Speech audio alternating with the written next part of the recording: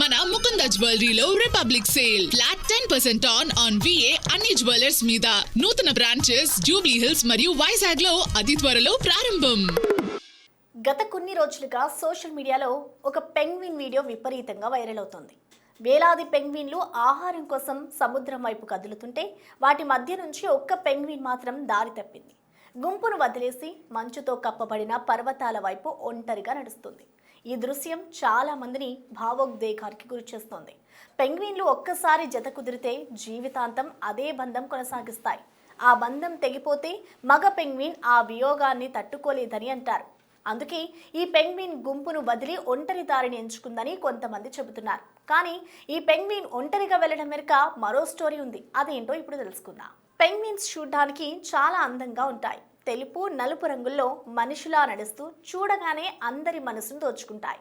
వాటి జీవన విధానం చాలా వింతగా ఉంటుంది. అందంగా కనిపించడమే కాదు, ప్రేమకు ప్రతిరూపాలుగా నిలుస్తాయి. పెంగ్విన్స్ ప్రేమలో పడతాయి, ప్రపోజ్ చేస్తాయి.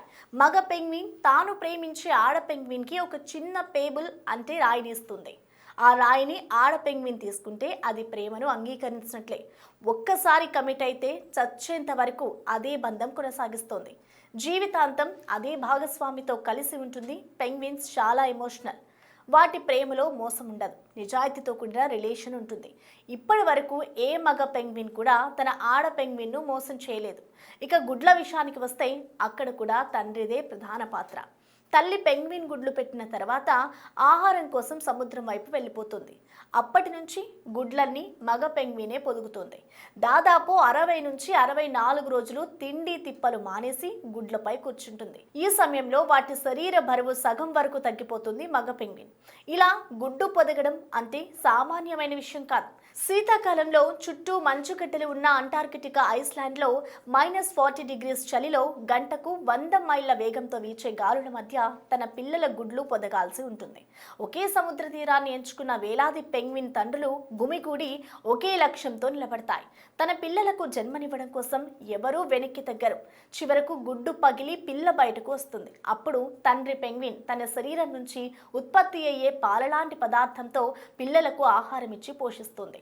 ఈలోగా తల్లి తిరిగి వచ్చేసరికి తండ్రి పెంగ్విన్ తన శరీర బరువులో సగం వరకు కోల్పోయి ఉంటుంది.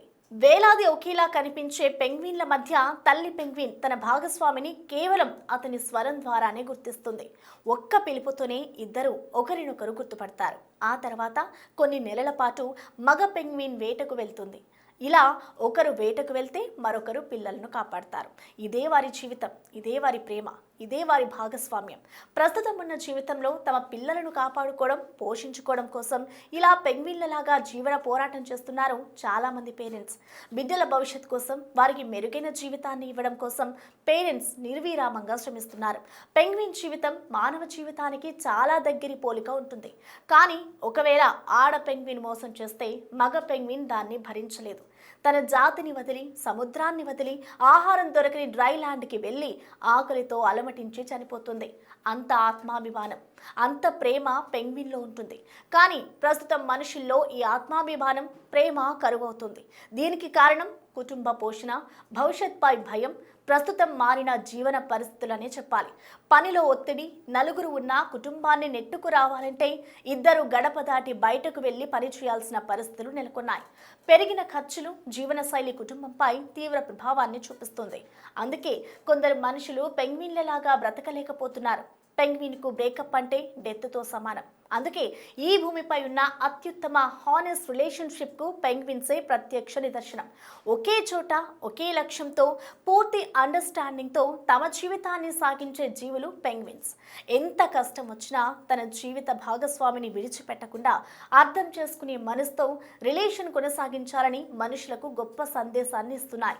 అయితే ఈ వీడియోలో కనిపిస్తున్న పెంగ్విన్ విరాహంతో వెళ్తున్నది కాదని, ఆహారం కోసం వెళ్తున్నదని కొందరు తమ అభిప్రాయాన్ని సోషల్ మీడియాలో పంచుకుంటున్నారు.